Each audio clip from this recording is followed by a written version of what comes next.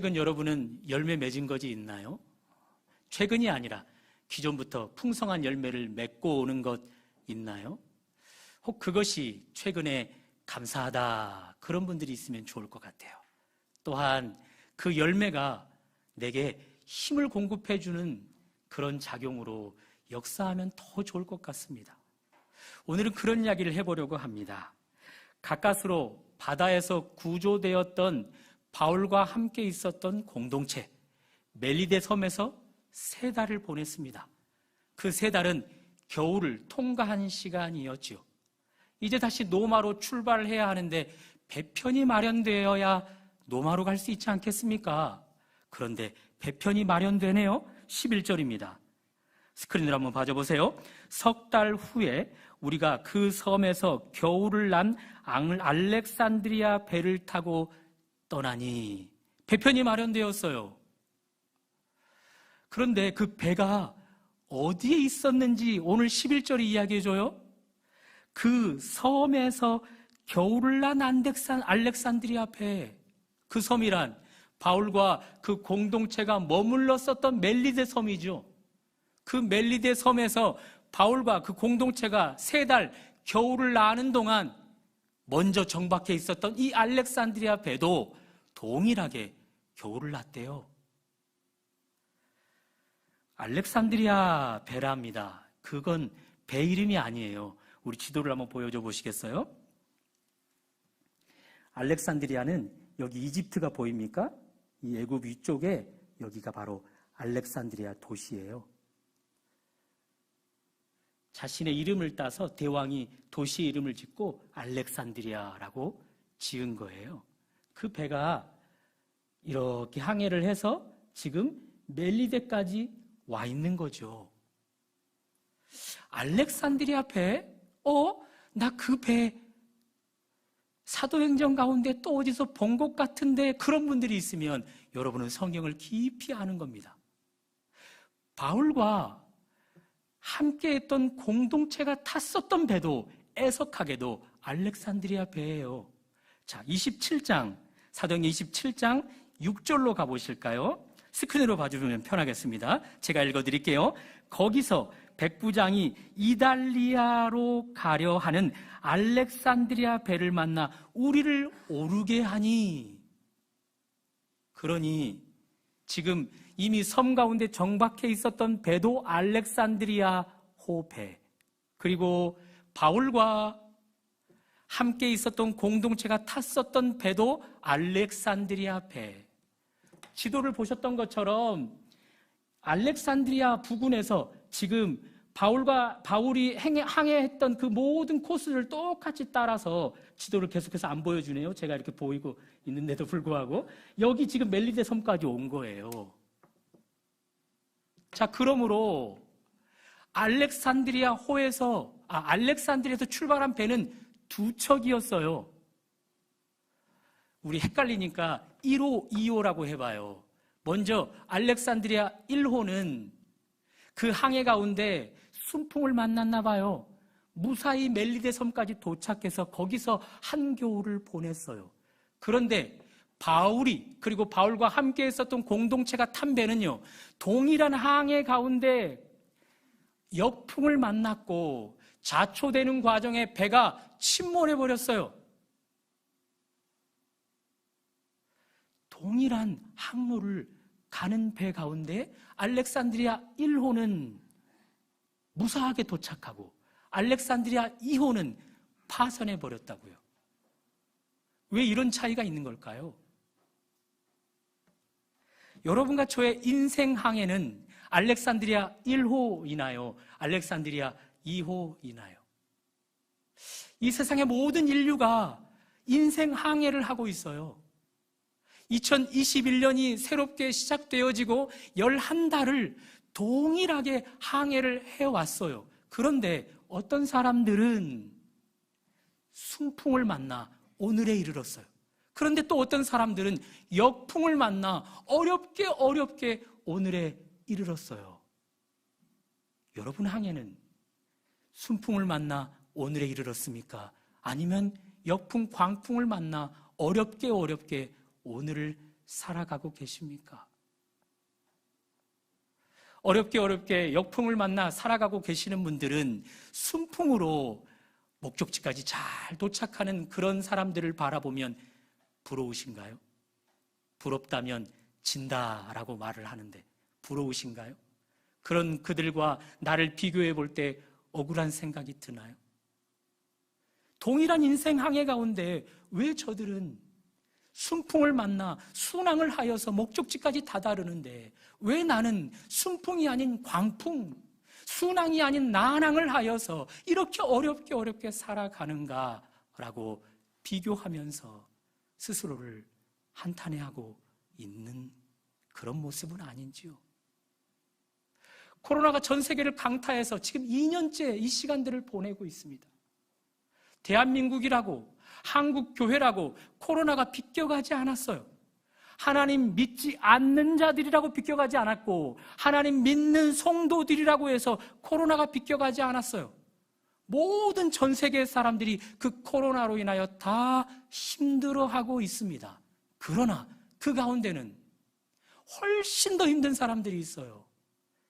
사역지를 잃어버린 사람들, 목회지를 잃어버린 사람들, 직장을, 사업장을 잃어버린 사람들, 통장의 잔고가 마이너스로 추락하고 있는 사람들, 그런 사람들은 훨씬 더 힘들어요. 왜? 코로나라는 동시대를 살아가는데 그나마 저들은 보편적인 어려움을 경험하고 있는데 나에게는 왜 이런 크나큰 어려움이 있는가? 라고 그들과 나를 비교해 보면서 억울한 생각, 원망하고 있지는 않는지요? 하나님을 믿지 않는 사람들이라면 얼마든지 원망불평해도 돼요. 그런데 하나님을 믿는 사람들이라면 태도를 달리해야 돼요. 우리 하나님이 여러분과 저를 이렇게 다루신답니다.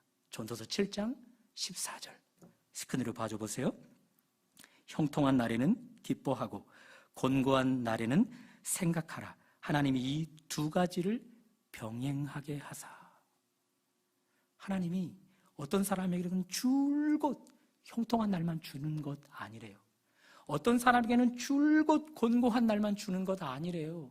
그것을 병행해서 무작위로 주신대요. 하나님 주권에 그것이 속해 있대요. 그러므로 여러분과 제가 비록 형통한 날이 아니라 곤고한 날을 통과해서 오늘에 이르렀다 할지라도, 순항이 아닌 난항으로 오늘에 이르렀다 할지라도, 순풍이 아닌 광풍을 만나 오늘에 이르렀다 할지라도 원망 불평하기보다 아하! 이것이 하나님의 뜻 가운데 있구나, 하나님의 섭리 가운데 있구나, 하나님의 인도에 가심 가운데 있구나 라고 믿으셔야 하는 것이지요. 그런 여러분과 저에게 우리 하나님 한 가지 바람이 있으셔요. 야고보서 5장 13절입니다. 스크린으로 계속해서 봐주세요. 너희 중에 고난당하는 자가 있느냐? 그는 기도할 것이요. 순항이 아닌 난항을 경험했을 때, 순풍이 아닌 광풍을 경험했을 때, 형통이 아닌 곤고함을 경험했을 때, 그때 내가 너희들에게 일으키는 것이라 믿고 내게 기도하면 어떻겠니? 원망 불평하는 것, 그것 내게 기도로 승화시키면 어떻겠니? 예배하면서 나를 붙들면 어떻겠니? 우리 하나님 그렇게 요청하고 계십니다. 그런 의미에서 우리 북촌교회도 2021년 쉽지 않은 시간들을 거쳐왔어요. 순항이 아닌 난항의 시간들을 거쳐왔어요. 개인의 삶에서, 사역의 현장에서 순풍이 아닌 광풍을 경험하면서 오셨어요. 그럼에도 불구하고 이 모든 일 하나님의 뜻 가운데 있었다라고 믿으신다면 그 모든 문제 기도로 승화시킬 수 있기를 주님의 이름으로 축원합니다. 그런 여러분과 저에게 우리 하나님 이런 보상을 해주실 거라 생각이 들어요. 먼저 소극적인 보상입니다. 뒤에 가서 살펴볼 텐데요. 자, 알렉산드리아 1호, 그것은 순항으로 멜리데까지 도착을 했어요. 알렉산드리아 2호, 광풍을 만나 쫓겨가는 과정 속에 배가 침몰되고 파손돼 버리고 말았어요. 자, 그러나 이 두 공동체는 멜리데라는 섬에서 이제 목적지로 새롭게 출발하는데 알렉산드리아 1호라는 이 배에 공이 올라서 가고 있습니다. 11절을 다시 한번 봐줘 보실래요? 11절. 석 달 후 우리가 그 섬에서 겨울을 난 알렉산드리아 배를 타고 떠나니 그 배 위 머리 장식은 디오스구로라. 성경 저자가 갑자기 그 배의 장식에 주목하래요. 장식은 그림이나 문자로 무언가를 표현해 놓은 거죠. 북촌 포구에 배들을, 정박되어 있는 배들을 보면 각 이름이 있더라고요. 각각의 이름이 있어요. 자식, 자녀들 이름을 넣기도 하고 또 유명한 사람들이 이름을 넣기도 하고 막 그러던데, 아마 이 알렉산드리아 1호 그 배에도 그런 문구를 넣은 것 같아요. 그런데 디오스구로랍니다. 그 디오스구로는 로마 신화에 등장하는 제우스의 쌍둥이 아들이에요. 그림으로 한번 보실래요? 잘은 안 보이지만 큰 도자기에 이 쌍둥이 형제가 이렇게 나와 있어요. 누가 첫째인지 둘째인지는 잘 모르겠는데 이들은 신이에요. 이 신들에게는 능력이 있는데 이런 신, 이런 수호자들로 불려져요. 한번 잘 들어보세요. 폭풍 가운데서도 안전한 항해를 보장해주는 수호신. 폭풍 가운데서도 안전한 항해를 보장해주는 수호신.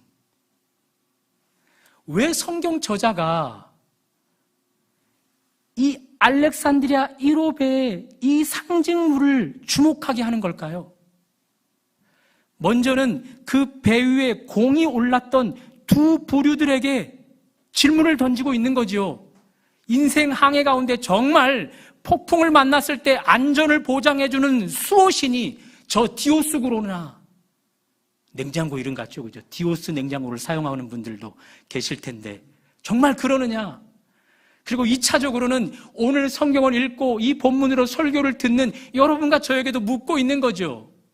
인생 항해 가운데, 폭풍 가운데서도 안전한 항해를 행하게 하는 수호신이, 신이 디오스구로인가? 라고 묻는 거예요.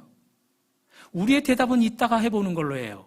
자, 먼저 그 배 위에 올라 있었던 두 부류, 순항을 거쳐 멜리데 섬까지 도착했던 첫 번째 부류, 알렉산드리아 2호를 타다가 배를 파선당하여 멜리데 섬에 도착해 있었던 이 부류, 각각 이 디오스구로를 바라보면서 다른 생각, 다른 대답을 했을 거란 말이에요. 먼저 순항으로 멜리데 섬까지 도착해 있었던 그 부류는 이런 생각, 이런 말 했겠지요. 그렇지. 폭풍 가운데서도 안전한 항해를 항해하는 신은, 수호신은 디오스구로야. 저 배를 파선당했던 저들, 지금 우리와 함께 배 위에 올라와 있는데 저들이 항해 가운데 파선당한 이유는, 배를 침몰시킨 이유는 우리처럼 수호신이, 디오스구로가 지켜주지 않았기 때문이야. 그래도 이제는 얼마나 감사해. 우리와 함께 디오스구로라는 신이 지켜주는 이 배에 올랐으니 이제는 목적지 노마까지 안전하게 갈 수 있을 거야. 뿐만 아니라 이들은 또 이렇게 이야기하지 않았을까요? 디오스구로 신이여, 여기까지 우리를 순항으로 오게 하셨으니 노마까지도 순항으로 도착하게 해주세요. 그런 생각, 그런 바람 가졌을 거란 말입니다. 자, 이제 배를 침몰당하고 이 디오스구로가 상징으로 되어 있는 이 배에 오른 바울과 그 공동체는 어떤 말, 어떤 대답을 했을까요? 전제가 있어요. 이들은 3개월 전 큰 광풍, 미쳐 날뛰는 광풍을 만나 굉장히 어려운 상황을 경험했어요. 그때 이들은 한 사람도 죽지 않았죠. 276명 전원이 다 살 수 있었어요. 누구의 도움이었죠? 하나님의 도움이었어요. 광풍으로 인해 쫓겨가는 과정 속에서 열나흘간 쫄쫄 굶어가며 다 죽어가는 과정 속에 있었어요. 그런데 그들 굶주린 가운데 단 한 명도 죽지 않았어요. 하나님이 기적을 베풀어 그들을 배불리 먹이셨기 때문이에요.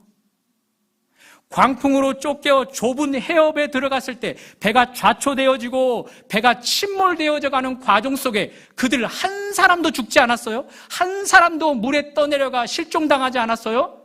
피난처이신 하나님이 그들을 전원을 구조하셨기 때문이죠.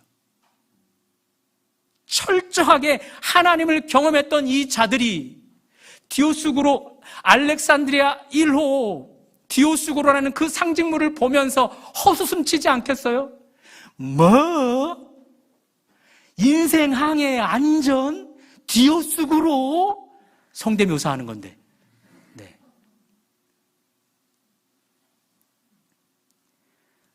헛된 신이 폭풍 가운데 우리를 안전케 해주는 것 아니야. 인생 항해 시 유일하게 우리에게 안전을 보장해 주실 수 있는 분은 우리가 3달 동안 친히 경험하고 또 경험한 하나님이셔. 그렇게 그들은 생각하고 고백했단 말입니다. 그러니 두 부류는 확실히 차이가 날 수밖에 없어요. 무엇이 이들에게 이런 극명한 차이를 나게 했을까요? 고난입니다.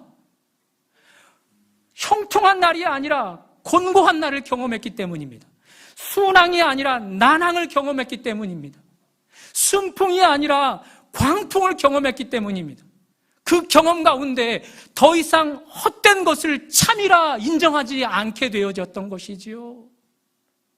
그래서 이런 많은 고난들을 경험한 시인은 시편에서 우리에게 이런 의미심장한 말을 해줍니다. 시편 119편 71절입니다. 제가 읽어드립니다. 스크린으로 봐줘보십시오. 고난 당한 것이 내게 유익이라 이로 말미암아 내가 주의 율례를 배우게 되었나이다. 고난을 통해서 주의 율례들을 배우게 되었대요. 주의 율례는 주의 말씀이죠. 주의 말씀을 배우게 되었대요. 아니, 주님을 배우게 되었대요. 내게 고난을 주신 분이 하나님이시구나. 하나님의 섭리 가운데 내가 이 고난을 통과하는 것이구나 라고 그 배움, 큰 깨달음을 가졌답니다. 그러니 고난을 통과한 자와 통과하지 않은 자들은요, 달라요. 통과하지 않은 자들은 여전히 헛된 것을 향해 참이라 여기면서 개인의 삶에 전혀 수정과 변화를 일으킬 수가 없어요. 결국 궁극적으로는 곤두박질 치게 되어 있죠. 그러나 고난을 통과한 자들은요, 거짓을 더 이상 참으로 바라보지 않아요. 거짓을 거짓이라 여기고 비로소 참을 찾게 돼요. 그래서 삶이 수정되어지고 변화되어져서 궁극적으로 계속해서 승승장구하는 삶을 살아가게 되는 것이죠. 오늘날 이 시대에도 디오스쿠로라는 이런 상징물들을 세상이 우리에게 제시하고 있습니다. 예를 들어 보면 물질 만능주의, 그것이 디오스쿠로가 아니겠어요? 돈이면 다 돼. 인생을 살아봤잖아. 돈이 있어야 노후 보장 해갈 수 있잖아. 돈이 있어야 자녀들 인생 항해 가운데 마음껏 뒷바라지 해줄 수 있잖아. 돈이 있어야 비굴해지지 않고 돈이 있어야 당당하게 살 수 있잖아. 그러니 이 시대에 참으로 돈만이 인생 항해를 안전케 할 수 있는 비결이야. 그러니 물질 만능주의 이 배 위에 함께 올라 우리 가자, 그렇게 세상은 제시하고 있는 것이죠. 고난을 통과하지 않은 자들은 맞아, 물질 만능주의만이 우리 인생 항해를 안전하게 나아갈 수 있게 하는 것이지. 그래서 돈을 쫓아요. 노후 보장을 향해, 자녀 교육을 향해 끝까지 돈을 쫓다가 결국 추락하는 것이죠. 그러나 고난을 통과해 본 사람은 물질 만능주의, 돈이면 다 돼, 어림없다 여기는 거죠. 더 이상 헛된 것을 향해 참이라 여기지 않아요.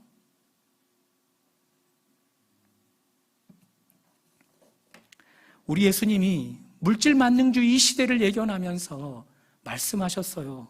마태복음 6장 24절 하반절입니다. 스크린을 한번 봐줘보세요. 너희가 하나님과 재물을 겸하여 섬기지 못하느니라.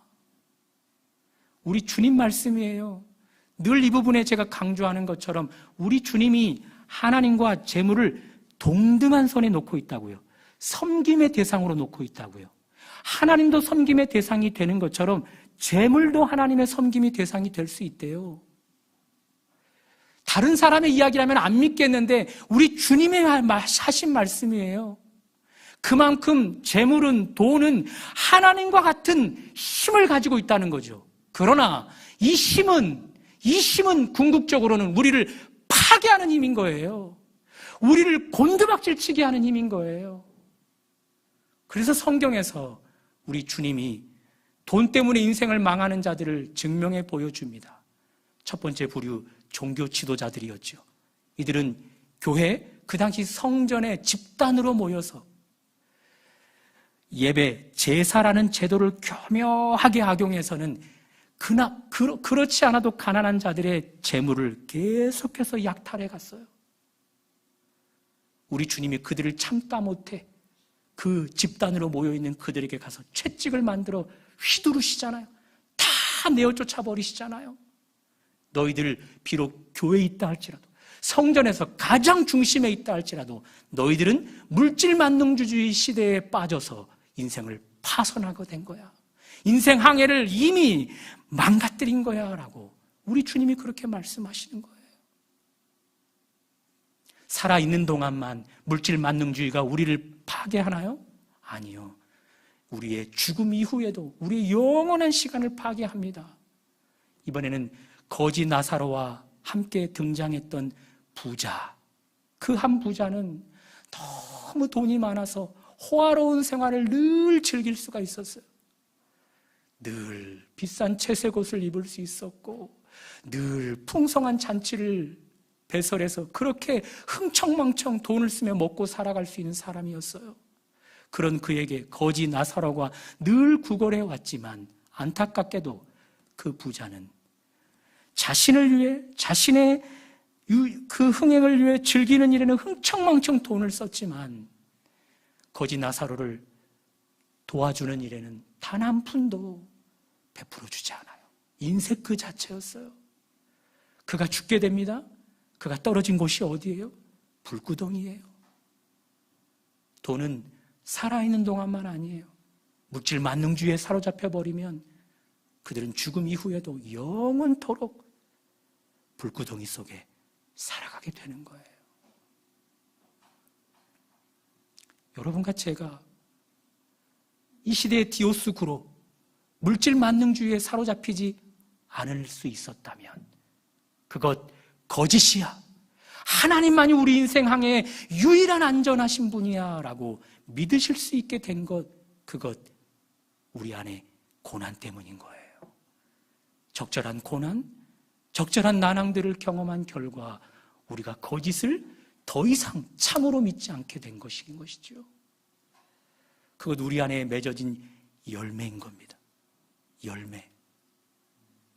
그 열매가 더 이상 물질 만능주의에 우리를 사로잡히지 않게 하는 거죠.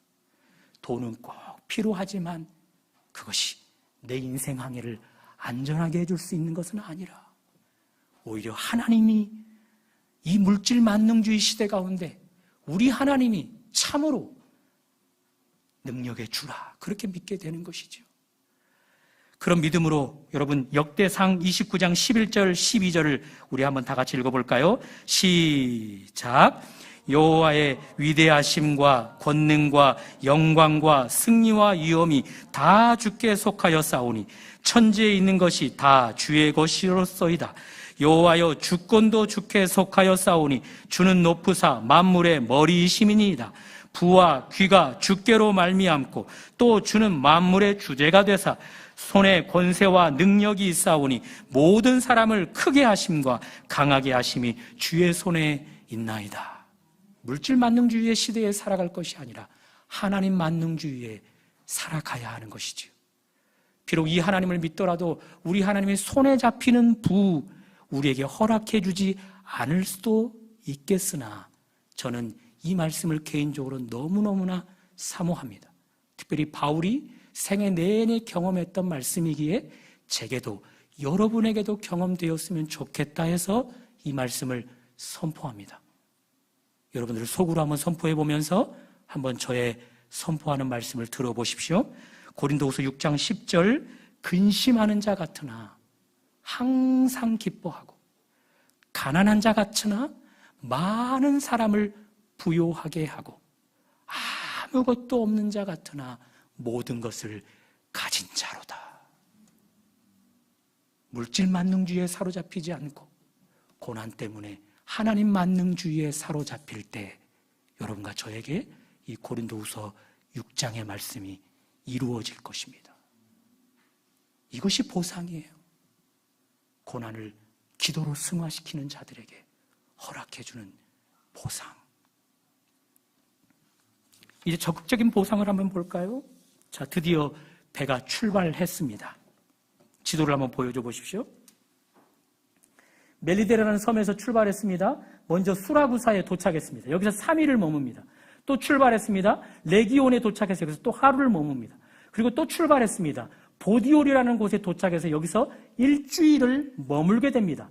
이제 더 이상 배를 타고 가는 길은 끝났습니다. 이제 육로를 통해 노마까지 가게 되는 시간입니다.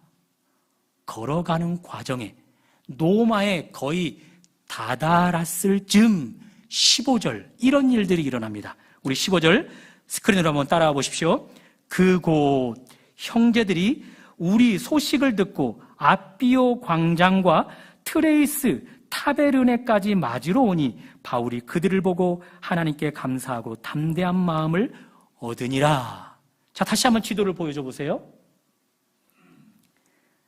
아비오 광장, 다른 말로 쓰였지만 동일한 지명입니다. 그리고 트레이스 타베르네, 지금 두 곳까지 노마로부터 형제들이 바울을 맞이하기 위해서 여기까지 나왔다라는 거예요. 여기까지는 50몇 킬로, 그리고 아비오 광장까지는 70몇 킬로예요. 바울을 맞으러 형제들이 여기까지 나왔대요. 이렇게 먼 거리까지 나왔대요. 특별히 이 두 지명 가운데 아비오 광장은요, 노마 현지인들이 대거 많은 인파들이 모이는 장소예요. 어떤 때 모이는가? 노마 장수가 군사를 동원해서 적과 싸워 큰 승리를 거두고 노마에 입성하는 과정 가운데 수많은 인파가 그들을 열렬히 환영했던 장소가 바로 아비오 광장인 거예요. 바로 그 광장에서 형제들이 바울을 맞이하고 있는 거예요. 열렬히 환영하고 있는 거예요. 마치 바울이 하나님의 나라 전쟁 가운데 큰 승리를 거두고 노마로 입성하는 양 열렬히 적극적으로 그 입성식을 해주고 있는 것이죠. 자, 이 형제들 바울의 열매입니다. 이 열매를 보고 바울이 감사했대요. 그리고 담대함을 얻었대요. 15절에 보는 것처럼 여기서 설교 제목이 나왔어요. 열매를 통해 바울이 이 열매를 하나님께 감사했대요. 그리고 이 열매 때문에 바울이 담대함을 얻었대요. 용기를 갖게 되었대요. 왜 이 형제들이 바울의 열매일까요? 바울이 4년 전 AD 53년경에 우리 사도행전을 쭉 살펴봤기 때문에 잘 알잖아요. 바울의 3차 전도 여행 가운데 고린도까지 갑니다. 그 고린도에서 3달간 머무를 때 바울이 오늘 노마에 입성할 이 날을 기약하면서 노마를 향해 편지를 썼어요. 복음 편지를 썼던 거죠. 그 복음 편지가 고린도에서 노마까지, 이쪽이죠. 노마까지 전달되었고 그 편지를, 복음 편지를 읽었던 사람들이 복음 편지로 예수님을 믿게 된 거예요. 하나님의 자녀가 된 거예요. 그러므로 궁극적으로 바울을 맞이한 이 형제들은 하나님이 맺은 열매지만 바울을 통해 맺은 열매인 거예요. 그러니 바울의 열매 맞죠. 바울이 그 열매를 보고 하나님 감사합니다. 그렇게 하고 있어요. 그리고 그 열매를 보고 용기를 얻게 돼요. 용기를 취하게 돼요. 최근 여러분의 열매는 무엇인가요? 2021년도 코로나 시국 가운데 그래도 11달을 큰 어려움 없이 살아온 것, 그것이 열매인가요? 코로나 확진 판결 받지 않은 것, 그것이 열매인가요? 자녀들 무탈하게 자라가는 것, 그것이 열매인가요? 사역에 어려움은 있지만 그럼에도 불구하고 사역 현장 가운데 내가 있는 것, 그것이 열매인가요?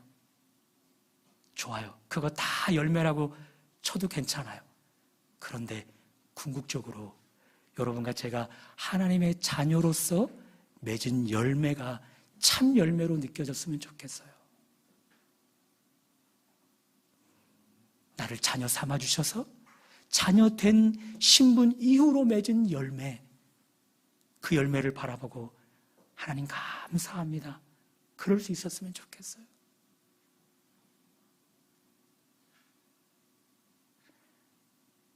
주님 믿게 하셔서 이 보잘것없는 것이 주님 믿은 이후에 얼마나 보람된 삶을 살아가게 되었는지, 그 열매를 바라보고 하나님 앞에 감사를 드릴 수 있었으면 좋겠어요. 또 바울은 그 열매를 보고 하나님 앞에 감사만 올린 것이 아니라 그것 때문에 담대해졌대요. 그것 때문에 용기를 냈대요. 여러분에게 최근 용기를 주는 것은 무엇입니까? 여러분 안에 있는 건강입니까? 통장의 잔고가 넉넉해서 노후가 이미 안정되었고 자녀들 교육시키는 일에 아무런 부담 가지지 않아도 되는 것, 그것이 여러분에게 용기를 가져다 주는 것입니까?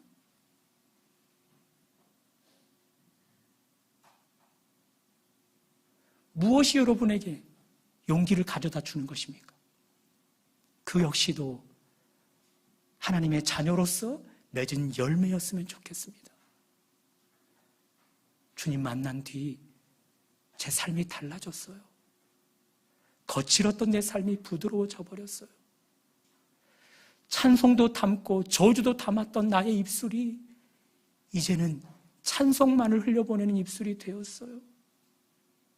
내 안에 더러운 것들을 가득 채웠었던 내 마음들이 이제는 정결하고 거룩한 것들을 담는 그릇이 되어버렸어요.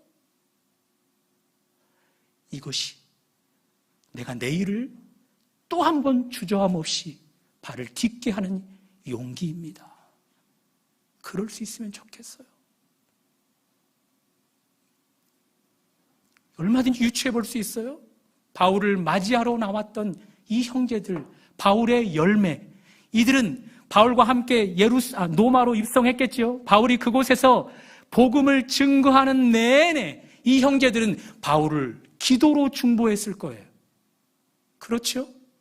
바울이 재정이 필요하다면 재정으로 바울을 후원했을 거예요.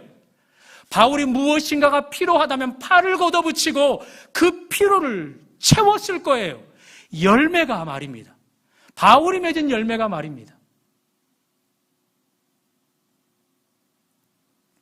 우리 주님이 말씀하셔요. 마태복음 7장에